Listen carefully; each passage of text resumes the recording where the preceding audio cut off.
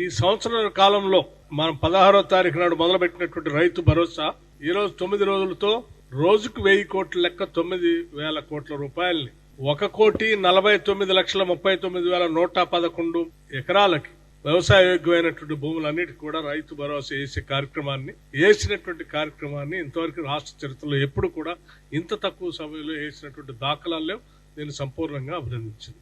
అలాగే రుణమాఫీకి సంబంధించి కూడా కేవలం 3 నెలల్లో ప్రభుత్వం రాగానే 20,000 కోట్ల రూపాయలు రుణమాఫీ చేసిన దానికి కూడా అభినందించింది. సన్న బియ్యం ఈ రోజు ఇచ్చే క్రమంలో భాగంగా ఇప్పటికే ప్రభుత్వం తీసుకున్నటువంటి వరి ధాన్యానికి బోనస్ ఇచ్చేటువంటి క్వింటాల్కి 500 రూపాయలు ఇచ్చేటువంటి బోనస్ సంబంధించి 10 సంవత్సరాలు ఈ రాష్ట్రంలో ఉన్నటువంటి రైతులకు ఇన్సూరెన్స్ లేకపోతే ఈ ప్రభుత్వం వచ్చిన తర్వాతనే రైతాంగ సోదరులకు ఇన్సూరెన్స్ కట్టినటువంటి విధానం గురించి దాదాపు దానికి సంబంధించిన సమాచారం కూడా 42,16,000 మందికి 2,181 కోట్లతో ఇన్సూరెన్స్ చేయడం కూడా జరిగింది.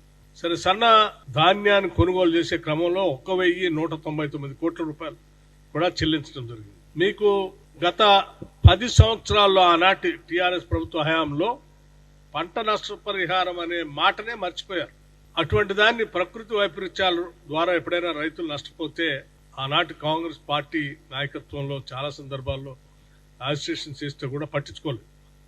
కానీ ఈనాటి ఇందిరమ్మ ప్రభుత్వం రాగానే పంట నష్ట పరిహారాన్ని కూడా అంచనా వేసి దాదాపు 260 కోట్ల రూపాయలు చెల్లించడం జరిగిందనేటువంటి విషయాన్ని కూడా అభినందించారు.